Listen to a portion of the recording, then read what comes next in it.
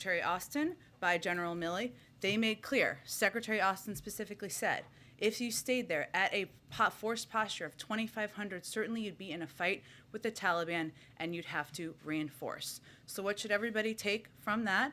There was a range of viewpoints, as was evidenced by their testimony today, that were presented to the president, that were presented to his national security team, as would be expected, as he asked for. He asked for a clear-eyed, didn't ask them not to sugarcoat it, what their recommendations were. It was also clear to him that that would not be a long-standing recommendation, that there would need to be an escalation, an increase in troop numbers. It would also mean war with the Taliban, and it would also mean the potential loss of casualties. The president was just not willing to make that decision. He didn't think it was in the interest of the American people or the interest of our troops.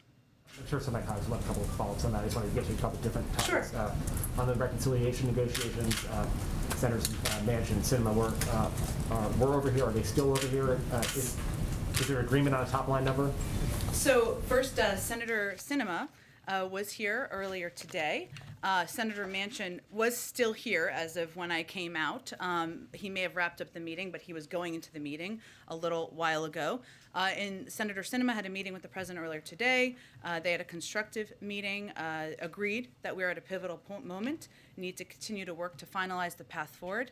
He asked his team to follow up later this afternoon with her directly to continue the conversation and continue the discussions. I will leave it to them to convey where they are comfortable in terms of top-line numbers, but the president felt it was constructive, felt they moved the ball forward, felt there's an agreement that we're at a pivotal moment. It's important to continue to finalize the path forward to get the job done for the American people. I agree on a pivotal moment, but is there an agreement on the number? Again, I would point you to Senator Sinema and Senator Manchin to speak to their viewpoints on where they stand on the package at this point in time. I'm not going to speak on their behalf. Jen, I'll come to you back. I'll come around to you later. back on Afghanistan, the president said his military commanders were split. We now know that the chairman of the Joint Chiefs of Staff, General Milley, the head of CENTCOM, General McKenzie, and the commander on the ground, General Miller, all recommended that the president keep 2,500 troops. So who in his military advisors told him it'd be fine to pull everybody out? Again, I'm not going to get in specific details of who recommended what, but I would reiterate a little bit of what I conveyed before, which is that there were recommendations made by a range of his advisors, something he welcomed, something he asked them to come to him clear-eyed about, to give him candid advice. What is also clear, though, and I'd also note again what Secretary Austin said today, is that was not going to be a sustainable over the long-term troop presence. We were always going to look at escalating the numbers, at potentially going back to war with the Taliban, at risking casualties. That was not a decision the president was going to make. But of course, he welcomes advice. He welcomed advice. Ultimately, it's up to the commander-in-chief to make a decision. He made a decision it was time to end a 20-year war. But you are saying here that military advisors to the president said it was okay to pull all the troops out, that it'd be fine.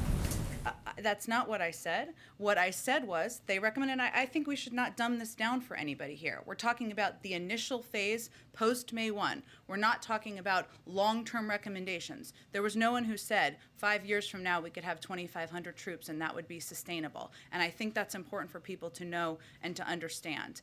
It's also important to know that the risks we were talking about here were the possibility, the likelihood of increasing a troop presence, which we now know to absolutely have been the reality, given it required 6,000 troops to just protect the airport, something we now know. But the president pulled all U.S. troops out. You are saying that there were military commanders who advised him that that was a good idea to pull all American troops out, and that General Milley, General McKenzie, General Miller, they said something else. But the president's top military advisors, others we won't name, told him, sure, we can pull everyone out.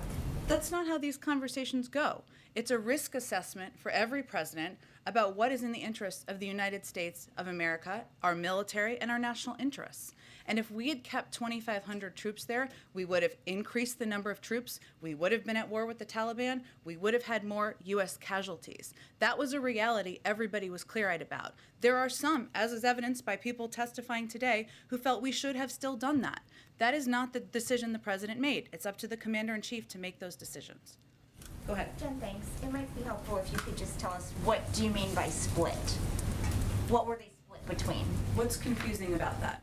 Well, it's either one, they were advising that 2,500 troops should remain on the ground, or two, that someone was advising that it should be zero.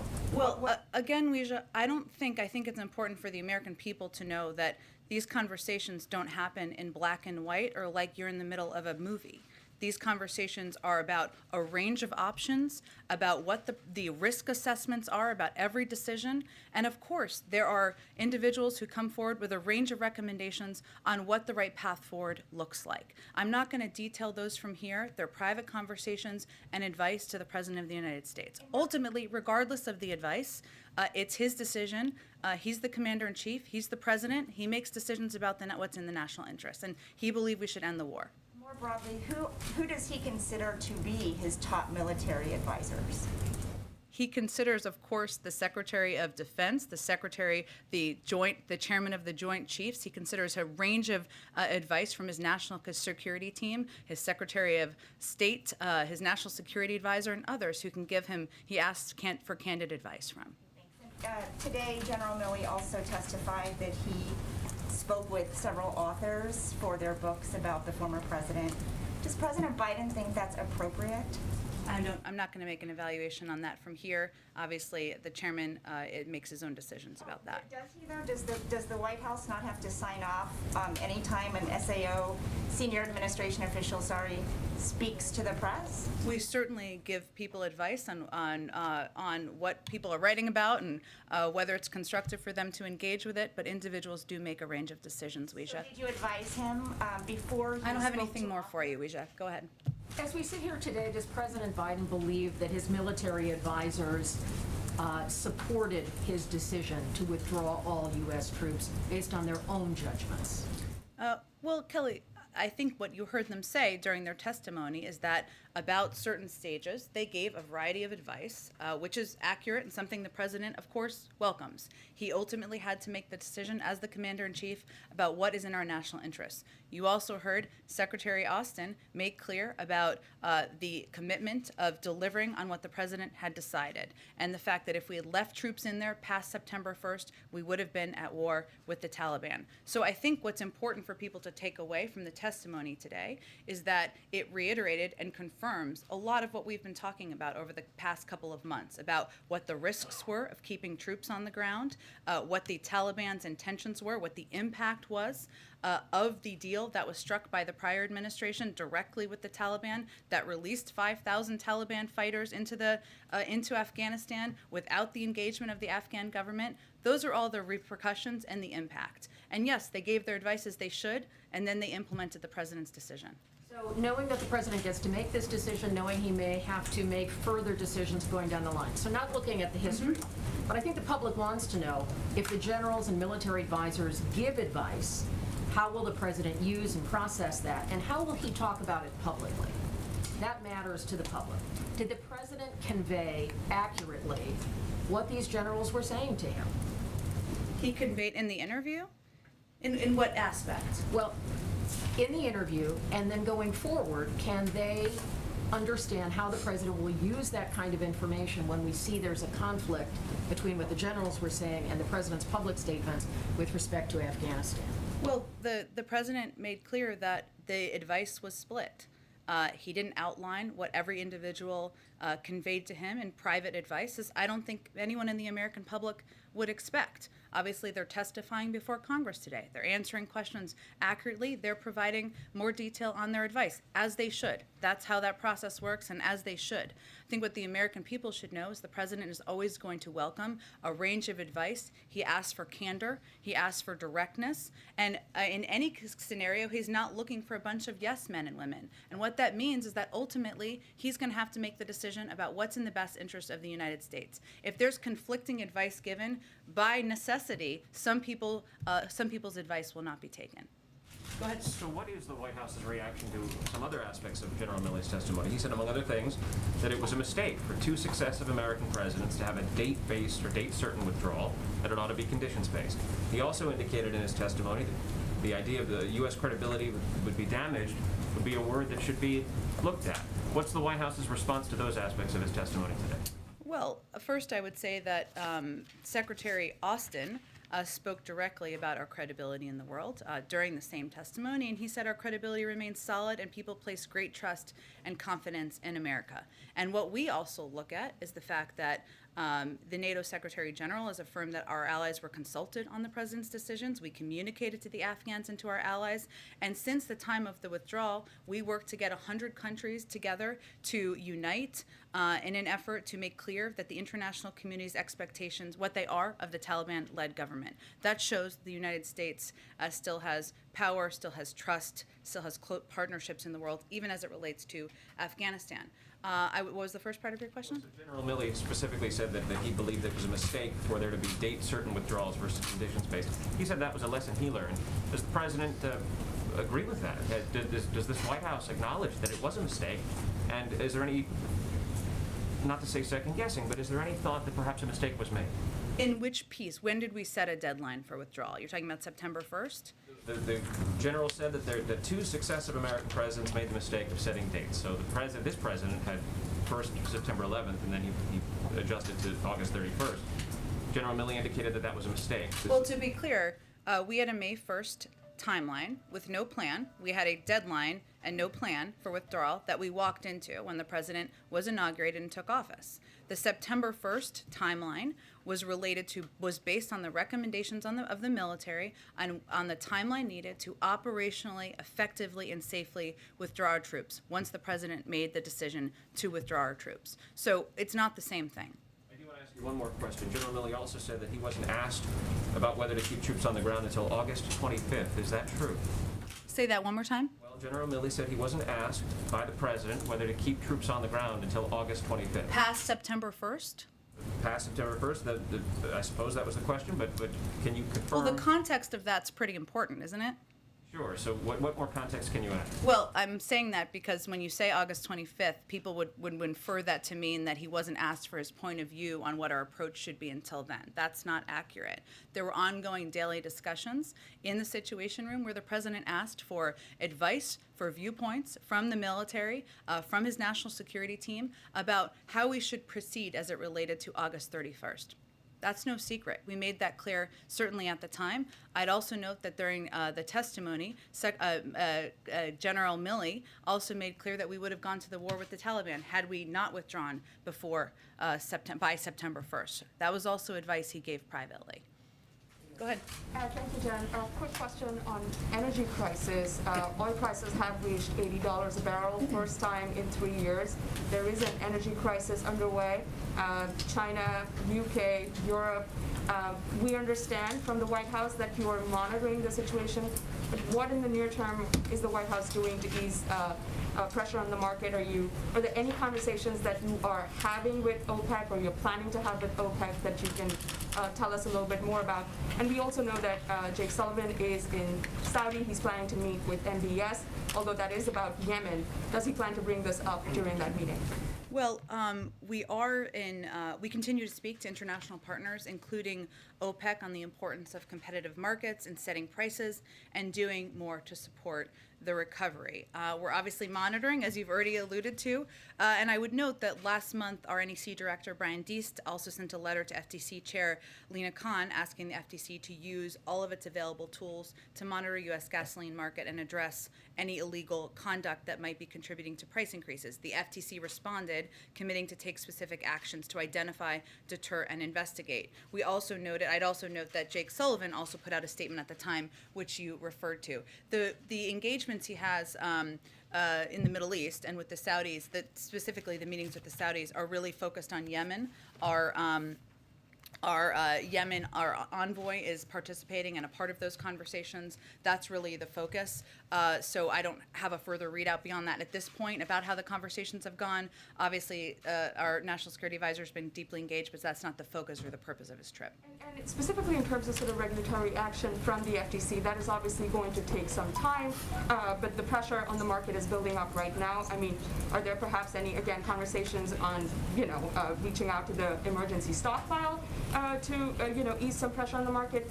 Is there anything being done in the near term I don't have anything in the near term to preview for you. Obviously, that's up to the FTC in terms of their timeline, but I would assure you we're not only engaged with OPEC, we're looking at every means we have to lower gas prices, but I don't have, or address the cost of oil, I should say, but I don't have anything else to preview for you. And a question quickly on Senator Warren's comment on the Fed chair. She said she will not support his reappointment. She said he's a dangerous man who's harmed the country's banking industry. Does the White House have a comment on that, and where is the president with his decision on reappointing a Fed chair? I understand the interest. I don't have anything on personnel announcements to make, and nothing further on Senator Warren's comments. Go ahead. One Milley question and a couple on the agenda. Sure. General Milley was asked if he echoed the president's term using extraordinary success for what transpired in August. And Milley said it was a logistical success but a strategic failure. I think those are two different things. Is that kind of an accurate assessment in your guys' view of what transpired in August? Well, he later made clear and clarified that he was referring to the 20-year war as a strategic failure. And of course, the president agrees we were there for far too long. We should have withdrawn sooner, and that it was a war that was long overdue to come to an end. And then a couple on the domestic agenda.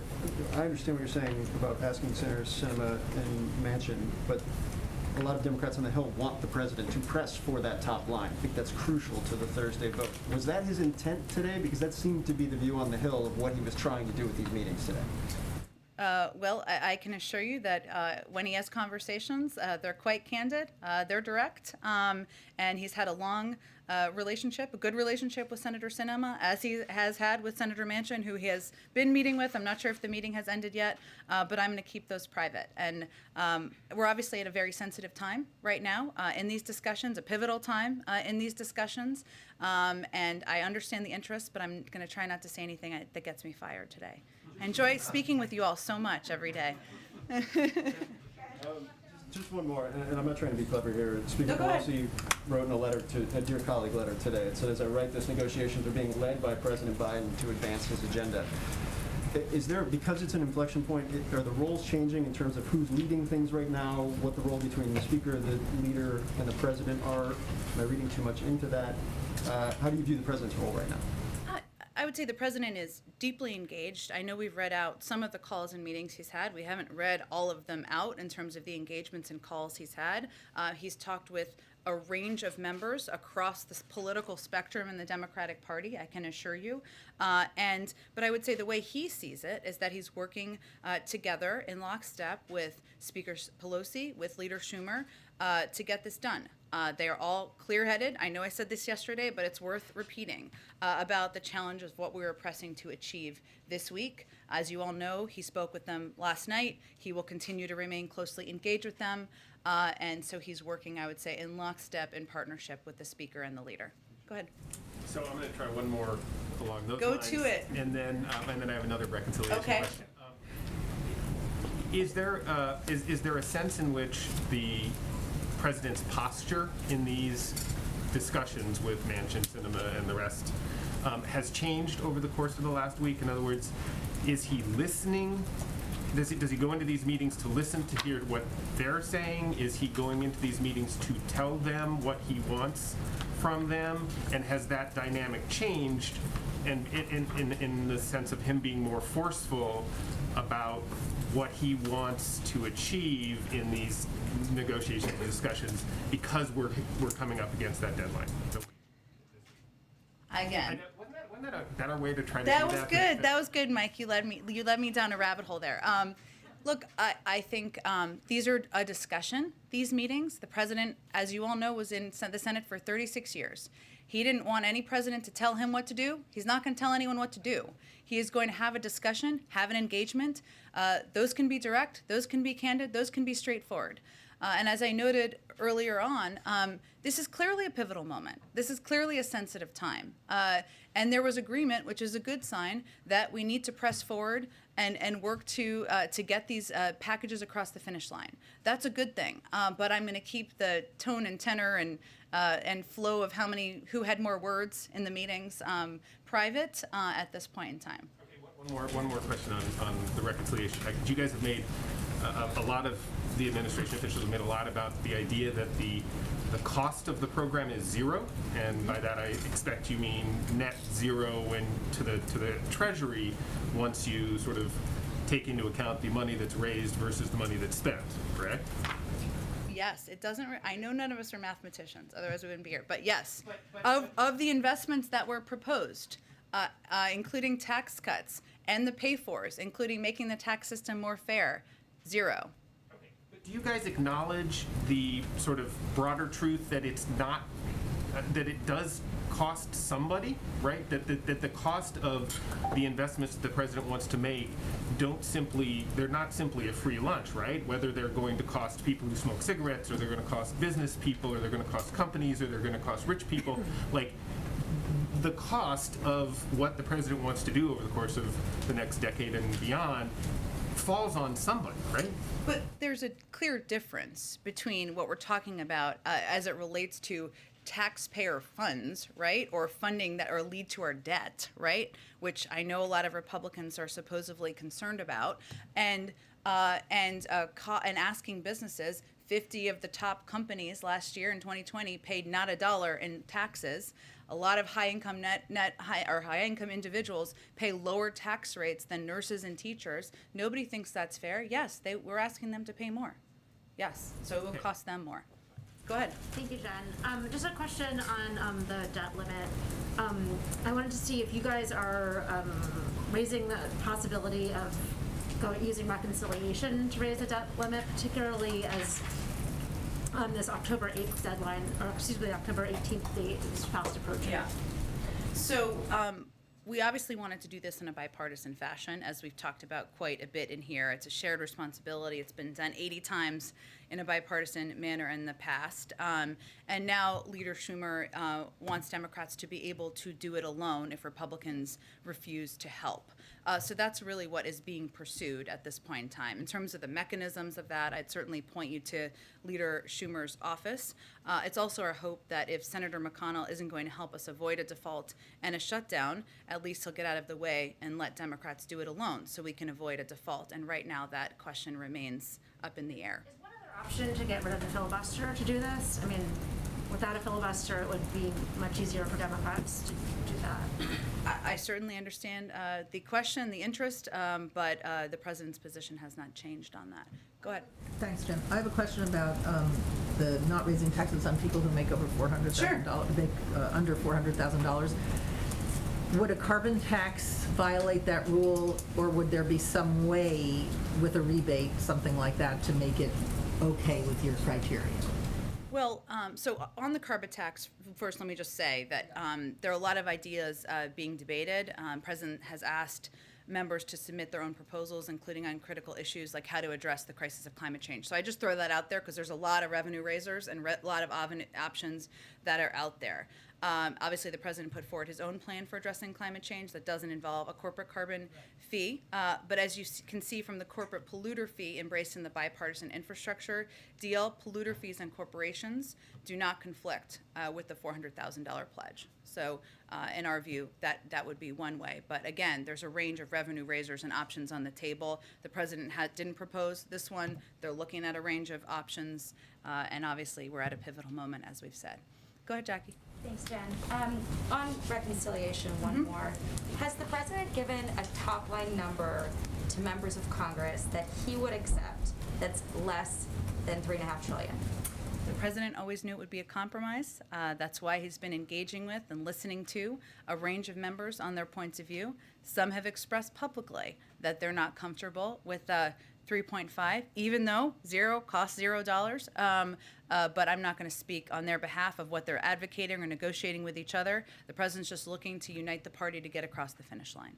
Sounds like he has given a number then. No, I wouldn't say that. I would say he is hearing from a range of members on what they're comfortable with. That's part of the discussions right now. Okay. And then President Obama said on ABC about the border. President Obama or President Biden? President Obama. Okay. On ABC said immigration is tough. This was an interview that aired on Good Morning America. Got it. Yes. Immigration is tough. It has always been because on one hand, I think we're naturally a people that wants to help others. At the same time, we're a nation state. We have borders. The idea that we can just have open borders is something that, as a practical matter, is unsustainable. Does President Biden agree with President Obama that open borders is unsustainable? We don't have open borders. So yes, he agrees. And then, did the White House have any discussions with ABC or President Obama about the content of that interview? Not that I'm aware of. Obviously, the current president, the former president are friends, and they engage on a regular basis, but I'm not aware of any conversations about And it. then I wanted to ask about Secretary Mayorkas yesterday. He said that the administration is continuing to message to the diaspora community that migrants should not take the journey, but he also said in the same sentence that the now 13,000 who've been released into the U.S. Is an appropriate figure and a function of our operational capacity. How should migrants hear both of those messages at the same time and not think that they should come and expect the same treatment? Well, by the same treatment, the 13,000 or 12,000 individuals we're talking about here are put into immigration proceedings, right? When they're put into immigration proceedings, it does not mean they get to stay in the United States. There are some exceptions, as the Secretary spoke about when he was here on Friday, to Title 42, which we're still continuing to administer. That includes if you are, if individuals have immediate health concerns, if they are expressing fear, and these are considered, and they are as a part of our immigration proceedings and our immigration process. But when they go into immigration proceedings, they are given a notice to appear. Many are have ankle bracelets. Their biometric data is taken, and they are expected to appear back in immigration court. So it is not accurate to suggest, or for anyone who is contemplating coming to the border, to think that they are going to come to the border and be allowed to stay long-term in the United States. There's an immigration process, immigration proceedings. Of course, people get their day in court, but they are arbitrary. They go through that process. They're taking 2.5 years on average. I mean, to people living in conditions that they're trying to flee, that is long-term. Well, I would say first that we are still applying Title 42. We are still sending people away at the border.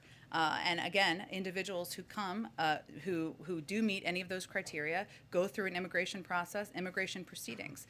But some of those conditions are being in ICE detention facilities. Some of those conditions are being secured with ankle bracelets, or giving their biometric data. It's not an easy process or an easy system, and absolutely nothing is guaranteed. It has to go through our own immigration process. But again, our system is broken, needs to be fixed. That's what we'd love to work with Republicans on. Is the administration doing anything to prepare for this second group that we're now expecting on the southern border within the next month or so? There have been reports that the numbers could be between 15 and 20,000 more migrants.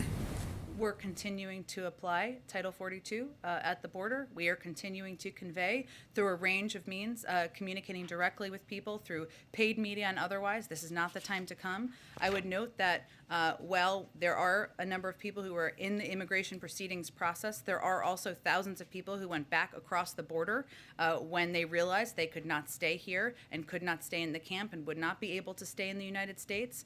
So there are some deterrence mechanisms that have been put in place. Obviously, our Department of Homeland Security continues to prepare in any scenario as we look to migrants coming to approach the border. Go ahead, Lynn.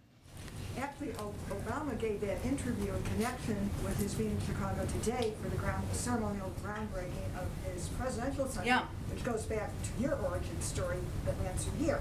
My question is about President Biden in Chicago tomorrow. Sure. I need some details, which you haven't given out, what you want to do for the business vaccination event that you want to do. A source says to me you're going to also go to suburban Chicago. I need some more information on that. And since you have so many options and where to go around the nation to promote your policies, why in specifics did you pick Chicago? And you know I don't want a general answer. Okay, Lynn, always a pleasure to see you. Lynn, so we will get you absolutely all the details on the business in intricate detail, and everyone here who wants that detail, we will give it to them as well. He is going to Chicago because he wants to lift up and communicate, not to the people of Chicago, but the people of the country, about the effectiveness of vaccine mandates, how they can work for businesses, how they can make workplaces safer, and how they can be constructive to our economy. This is a place where we've identified some options to do exactly that, so that's why he's headed to Chicago tomorrow. But that doesn't tell me why he picked Chicago. There are other places that can maybe do that. And then what about this, whatever he's going to do in the suburban style, the source tells me about? I promise you we will get you details. It will not be generic. We will get you details after the briefing. Even as we speak, check your email. We'll see if we can get you details while we're talking here. Go ahead, Sabrina. Thank you. Does the White House support Speaker Pelosi's decision to hold a vote on infrastructure without also doing reconciliation in tandem? Well, let me be clear. The president is committed to getting both pieces of legislation passed and across the finish line, as is Speaker Pelosi, as is Leader Schumer. We are working in lockstep to get both of those pieces of legislation done. One is absolutely not being dropped. Anyone who thinks that's not true or accurate. We certainly trust the Speaker. We trust Leader Schumer, and we're obviously, the president is playing his role on getting these pieces across the finish line. What is President Biden's message to House progressives who are threatening to vote the infrastructure bill down on Thursday, and is he planning to speak directly with progressives this week? As I just noted, he's spoken with a range of Democrats from different parts of the party. He has, and he will continue to. I'd also note that our team, senior members of the White House team, have had even more conversations than the president, to be expected. In September, we had the White House senior staff, or members of the legislative team, had over 260 engagements on Build Back Better with members in their senior teams, over 50 with departments, so they could provide specific policy expertise. That's the level of detail and granularity we've been focused on over the past month or so. One question on a separate matter. The Journal published an investigation today revealing that more than 131 federal judges traded stock of companies that appeared in cases in their courtrooms. This comes after 2 Federal Reserve presidents resigned earlier this week over stock holding controversies. What is President Biden's position on federal judges, Federal Reserve officials, members of Congress, and other officials in the administration owning and trading shares of companies that could appear before them in official capacity? Well, obviously, every scenario is different, but I will say that the president expects that everyone serving as a public servant should be held to the highest standards, ethical standards. Obviously, we respect the independence of the Federal Reserve. They've made their own announcements there. Beyond that, that certainly is his expectation. Legislation to bar stock trading and stock holding? We'd have to look at specific legislation to see what it looks like. Yeah. Jen, Go can ahead. you confirm that President Biden will be meeting with Pope Francis October 29th at the Vatican? I don't have anything about the trip to confirm at this point in time. Go ahead. Go ahead. Lots of people have different sources. I have nothing yet on the trip. As soon as we have it, I promise we'll share it with all of you. Go ahead. Thank you so much. How important is getting the reconciliation package to the president's credibility as he goes into Glasgow? And if he doesn't get the deal made, will the U.S. be able to get other countries to believe our commitments and make serious ones of their own? Well, as you know, former Secretary Kerry, members of our climate team, members of our national security team have been working around the clock to secure commitments as we lead up to Glasgow. I think the president's record and his commitment on climate is evident to the global community. He rejoined the Paris Climate Agreement. He took steps himself through his own executive authorities to put in place climate-friendly actions, including as it relates to the auto industry. He's been an advocate and the author of, or I shouldn't say, the author of the ideas, the bold ideas in the Build Back Better agenda. So I can't speak to how other countries will assess, but I can convey that his record is clear. Addressing the climate crisis is top and front and center of his agenda. He conveys that to world leaders, and that's certainly something that former Secretary Kerry, our climate envoy, and others are conveying in their conversations leading up to Glasgow. And just one more question. Has President Biden been too passive in dealing with Congress on some key matters? You know, today we saw Senator Warren turning against Powell. Some Democrats are criticizing him over not being involved enough in the debt ceiling and infrastructure talks. Has the president thought about staying far enough ahead of these issues to keep them from blowing up among Democrats? I'm not sure that's a criticism in terms of him not being engaged enough. That's actually coming from members, but you can tell me if you have members who have said that. Debbie Dingell said it yesterday. That he's not engaged in getting the Build Back Better agenda passed. Said that she wanted him to take a more aggressive stance. In what way did she say? I didn't see her comments. I don't have the transcript in front of me. Okay, look, I would say, as I just conveyed, the president, our senior members of his White House team had over 260 engagements on Build Back Better. We've done 50 briefings with different departments on policy components. The president proposed the entirety of this agenda. These are based on his bold and ambitious ideas, and he has had hosted a range of meetings here, gone across the country and communicated about his agenda. So I would say that he knows pretty well how to get legislation passed and through. Sometimes that means private conversations. Sometimes it means private meetings. Sometimes it means public speeches. And obviously, the proof will be in the pudding if we get the legislation passed. Go ahead. Hi, Jen. Just two questions about immigration. First, the state of Florida, as you're probably aware, announced a lawsuit today that it's filing. Governor DeSantis also issued an executive order in which he tells Florida agencies that they shouldn't be, quote, aiding or abetting the federal government when it comes to what they're saying is a violation of U.S. immigration policy. Does the White House have a response to that lawsuit? I haven't seen details of the lawsuit. It's about immigration, it sounds like. They're saying that the rules at the border aren't being enforced, that the administration is. I haven't seen details of the lawsuit. What I will say is that any Republican or any member who wants to have a constructive conversation about solutions to addressing what we all agree is not a long-term, sustainable, operational, or moral approach to immigration, we're happy to have that conversation. And then on a related point, Secretary Blinken met with the Dominican foreign minister today. Obviously, DR officials have been talking about their concerns about the international community needing to play a more active role in stabilizing Haiti. Does Secretary Blinken agree that there needs to be more international cooperation? I think the State Department is going to have the best readout of that meeting and more details than I would have. Simon, go ahead. Thank you. I have a couple of questions on Ethiopia and then Zambia and Afghanistan. On Ethiopia, it's been 11 days since the president authorized sanctions to be used against those undermining peace in Ethiopia. And nothing seems to have changed until now. Does the president have a deadline? Does he expect anything to happen for the sanction to go into effect?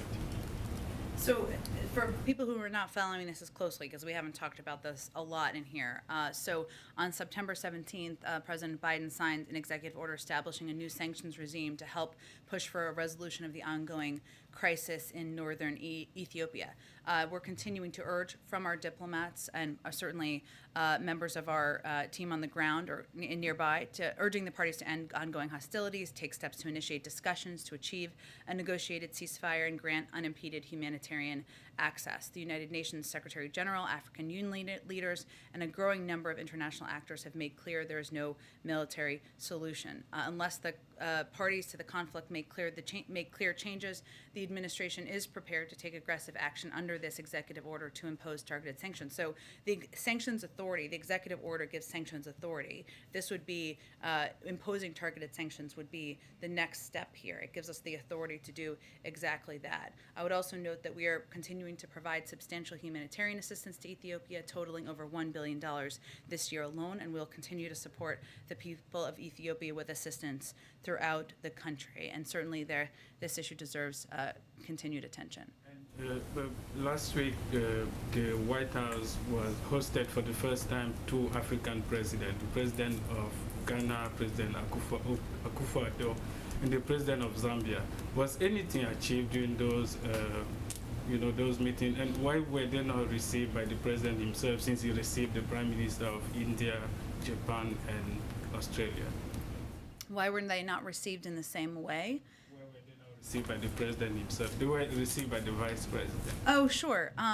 Look, first of all, I would say that the president is absolutely committed to our relationships with Africa and calling out issues where we have concern, but also looking for places we can work together.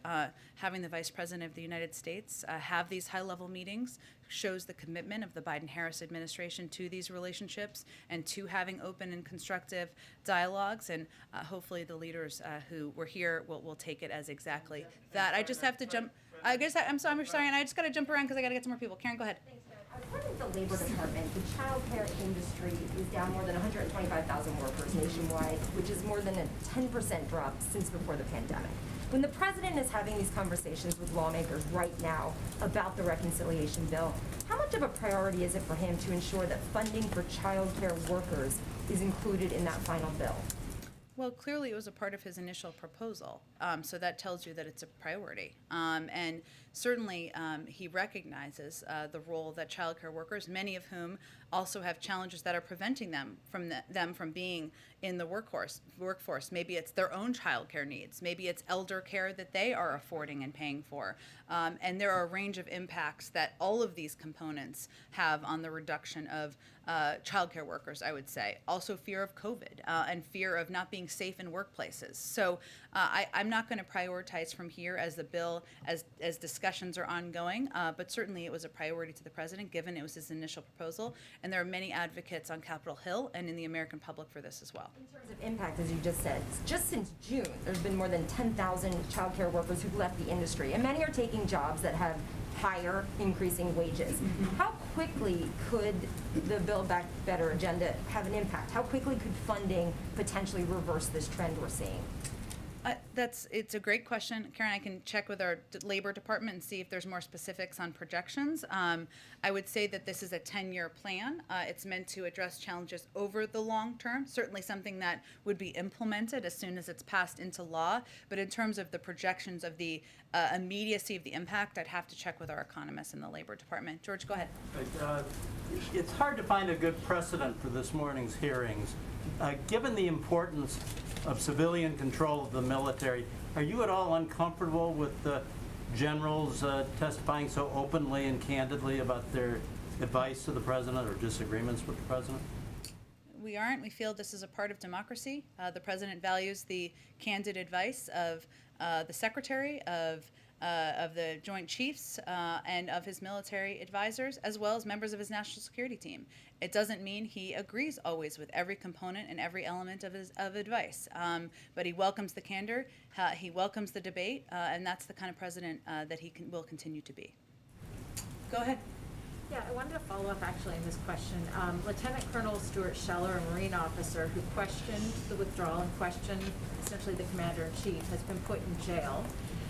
Does President Biden believe that that is appropriate, given that President Biden called Lieutenant Colonel Alexander Vindman a hero for speaking out against his commander-in-chief? He even testified on Capitol Hill while in uniform. So how is this different, especially since you just said the president welcomes the candor and the advice of his military advisors? Does the president also see Lieutenant Colonel Stuart Scheller as a hero? I don't have all the details on these circumstances. I understand that's going to be frustrating to you, but we will work to get you an answer on it. Sure. Okay. I just wanted to follow up on our questions from Friday. Could you comment on the report over the weekend that the U.S. government had planned to kidnap Julian Assange? How concerned is the White House about these reports? Is it going to investigate them? And Edward Snowden tweeted about this, saying, maybe after the story that the government literally plotted to murder Assange, this White House will finally stop stonewalling the press pool over the dubious charges against Assange, the single biggest press freedom case in the United States. Can you respond? I would say I would point you to the Department of Justice about espionage charges, and I would point you to the CIA about the other report you asked about. Go ahead. With respect to press freedom? I think I spoke to that on Friday. Go ahead. Thank you, Jen. The president has not shied away from the historical implications of leaving Afghanistan. He's noted that it was time to end a 20-year war. He has said that he is not going to pass this war on to a fifth president. So given that he understands the gravity and he has framed it in the historical context, I know that you said you're not going to detail private conversations, but can you give us a little bit more of an explanation as to why not? Doesn't the American public, given the historical gravity of that decision, don't they deserve to know who was advising the president, who was on the other side of that argument about leaving troops in Afghanistan? I would say first that what the American public can know and understand is that the president will welcome and take and ask for and push for a range of opinions on every national security decision that he makes. And we're not going to detail those private discussions, private decisions that happen in the Situation Room for the public. What the president has also been very candid and clear about, and will continue to be, and you outlined much of this, is why he made the decision that he made. And even as it relates to the recommendation on 2,500, It's also important for the American public to understand that was not going to be a sustainable number over the long term. And what the decision he was making was about was not sending their daughters, their sons, their grandchildren back to fight a war that the Afghans would not fight themselves. And it was about a phase, not a long-term recommendation. Follow-ups. Yesterday I asked you about the Uyghur Forced Labor Prevention Act, Yeah. which sailed through the Senate with bipartisan support. Can you tell us where the president stands in that legislation? And then another follow-up, you mentioned the monitoring devices such as ankle bracelets and biometrics that some of these folks are being outfitted with as they await their court date. Is there a percentage that you can tell us about how many folks have, been issued that biometric? That's part of the process. Can you tell us how many have been already issued that, or is that happening later? Biometric that's required as it relates to putting people back into the immigration proceedings. The Department of Homeland Security can give you the rundown, but that's part of the standard process. And then the weird. Sure. So we, of course, the president has, of course, expressed concern, as you know, in the past about the treatment of Uyghurs, has, of course, raised that as it has been raised directly with the Chinese. As it relates to the legislation, we don't have a position at this point in time on this particular piece of legislation. It does include, but I will note that we have implemented concrete measures to promote accountability for individuals and entities implicated in human rights abuses and atrocities in Xinjiang. This includes steps we've taken on our own, I should say: visa restrictions, global Magnitsky and financial sanctions, export controls, import restrictions, the release of a business advisory, and committed to taking action to ensure all global supply chains are free from the use of forced labor at the G7. I know it's passed the Senate, but I don't think it has moved in the House at this point in time, the status. Thank you. Jen, can I have a quick Okay, thanks follow-up on everyone. Afghanistan? All right, have a great day. I'll see you tomorrow. Or later this afternoon, whatever.